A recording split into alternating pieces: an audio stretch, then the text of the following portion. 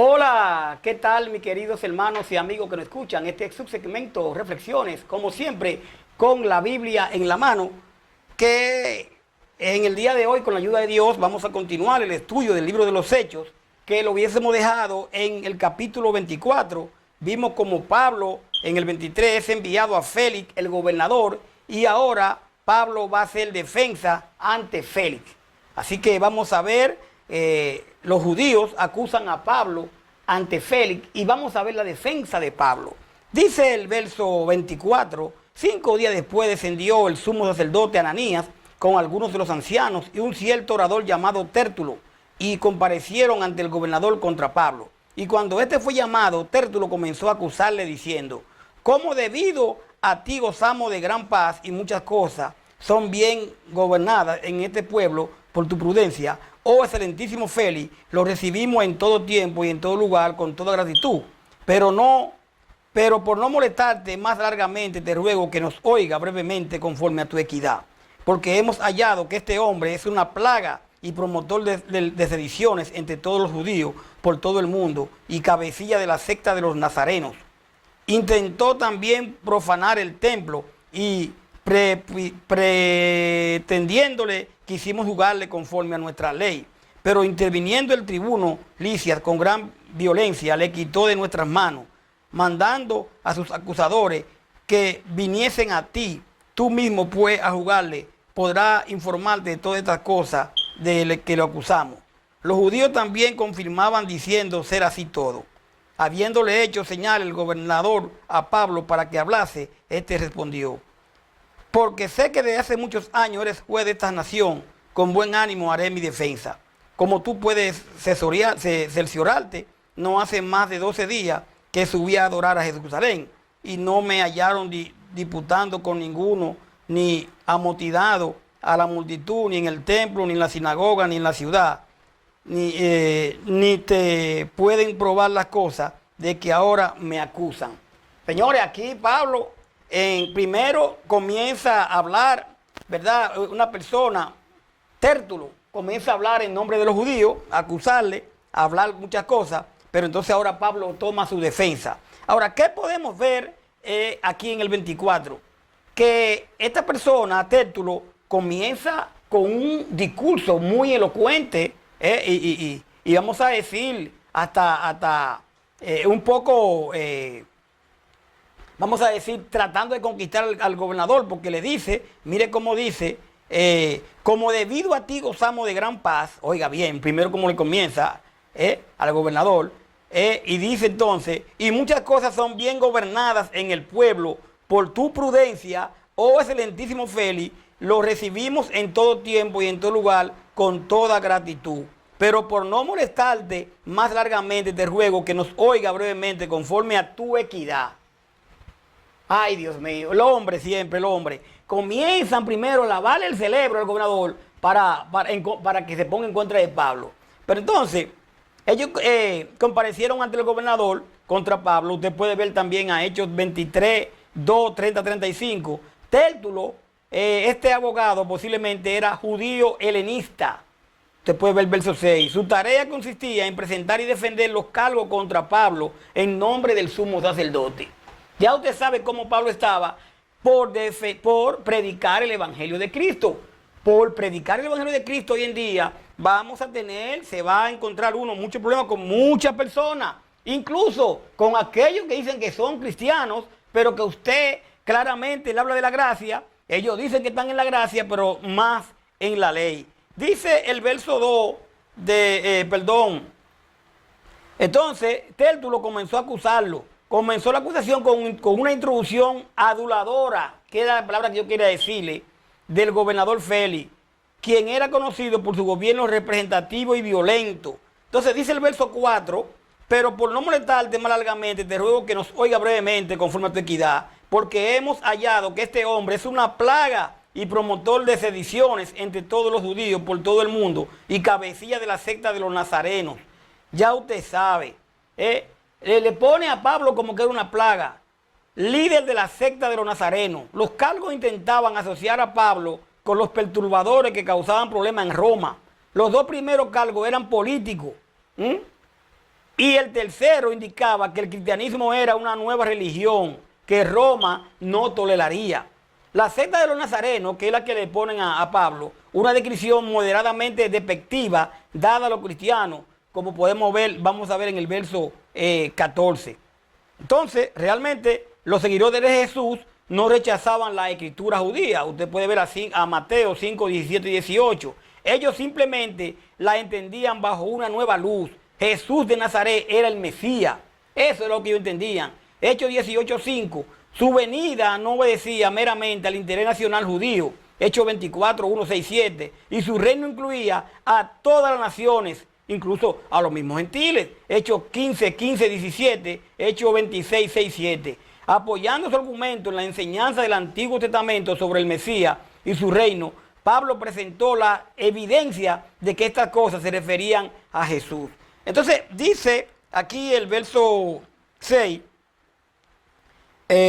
intentó también, le dice el editor Tértulo, dice de Pablo, dice en el 6, intentó también profanar el templo y prendiéndole quisimos jugarle conforme a nuestra ley.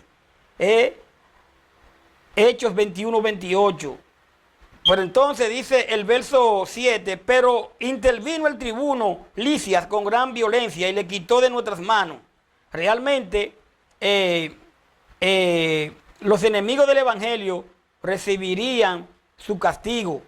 Estas personas que eran contrarias, Tértulo y esta gente al evangelio de Cristo, recibirían su castigo. Usted puede ver a Primera de Tesalonicenses 2:16.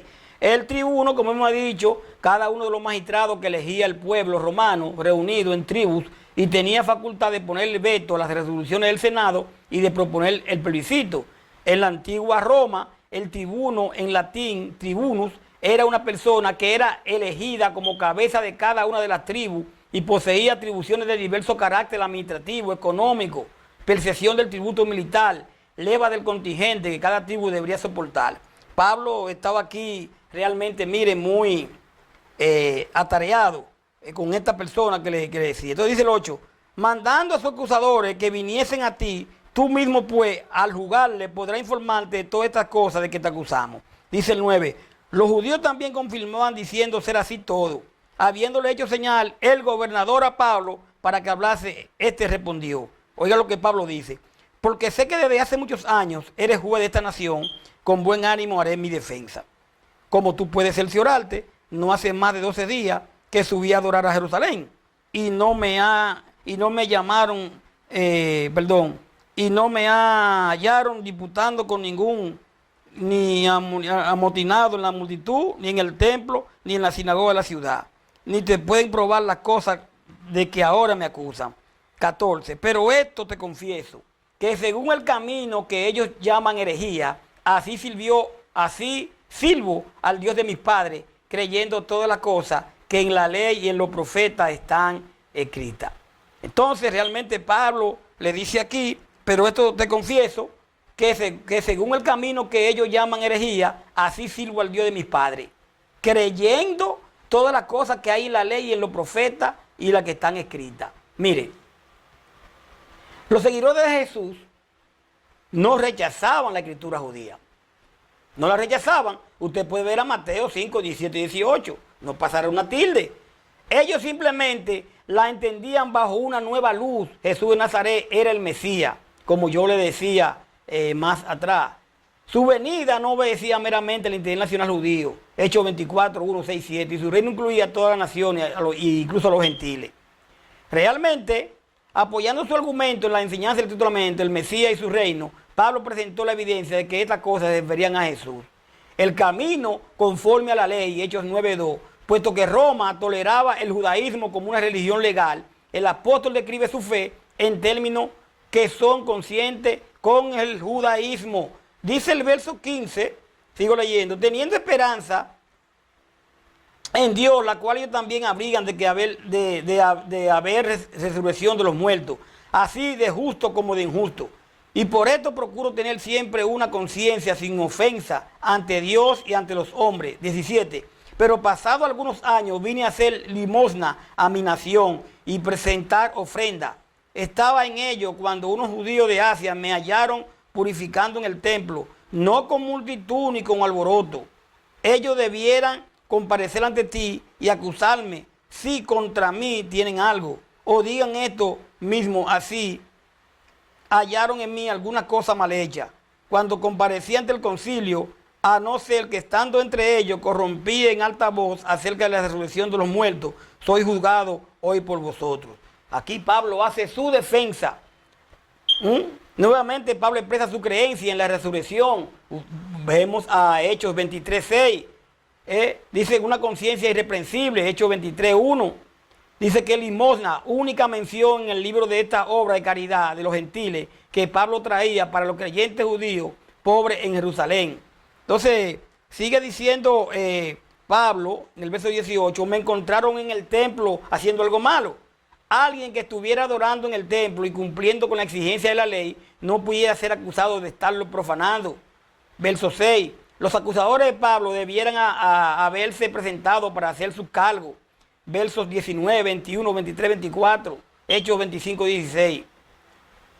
Dice el verso 21, aquí, a no ser que estando entre ellos por corrompí en alta voz acerca de la resurrección de los muertos, soy juzgado por vosotros. Declaración que hice en alta voz. Pablo presenta de nuevo el tema de la resurrección de los muertos. Entonces, aquí vemos ahora el verso 22. Entonces Félix, oí de estas cosas, estando bien informado de este camino, les aplazó diciendo, cuando descendiere el tribuno de Licia, acabaré de conocer de vuestros asuntos. Y mandó el centurión que se custodiase a Pablo, pero que se le concediese alguna libertad y que no le impidiese a ninguno de los suyos servirle o venir a él.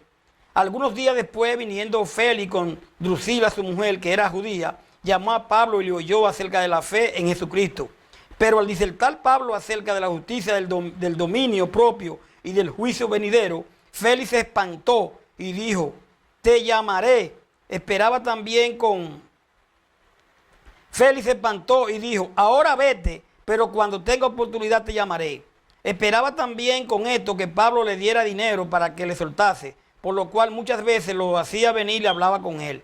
Pero al cabo de 2 años recibió Félix por sucesor a Poncio Festo, y queriendo Félix congraciarse con los judíos, dejó preso a Pablo. Aquí está. Ahora el gobernador quería dinero para soltar a Pablo. Ya él se dio cuenta que Pablo no tenía problema. Pero entonces Pablo le estaba predicando y en una se espantó y dice, ay, después si te necesito te llamo.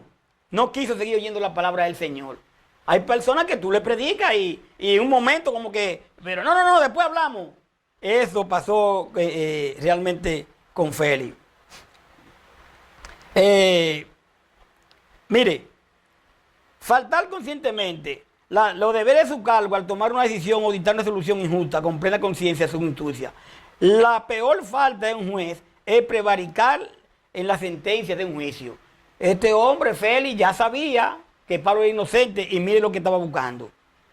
Dice que el 22 que estaban conociendo acerca del camino. Tal vez por su esposa judía y por haber sido gobernador en Judea por varios años, Félix ya sabía acerca de la fe en la iglesia primitiva.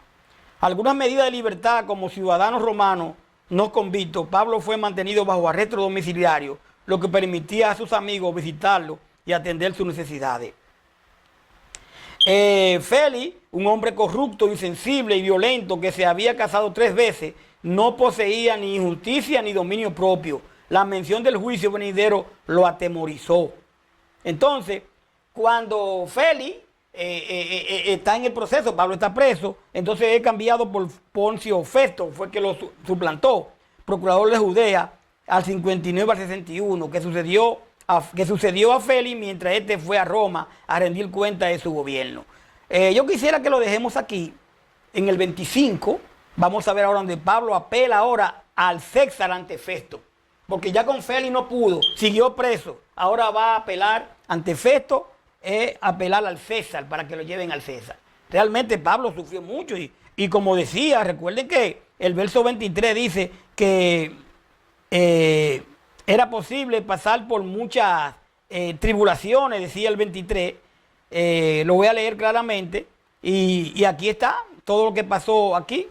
Dice que Pablo sufrió mucho porque iba a pasar por muchas tribulaciones, así como hoy en día, tanto usted y yo vamos también a pasar por muchos problemas, pero hay quienes venden un evangelio que todo es bien, que todo no hay problema, que tú metes 20 y sacas 40, y realmente ese es el problema de que el evangelio es sufrido, pero al final veremos la victoria con el Señor Jesús. Gracias por su sintonía.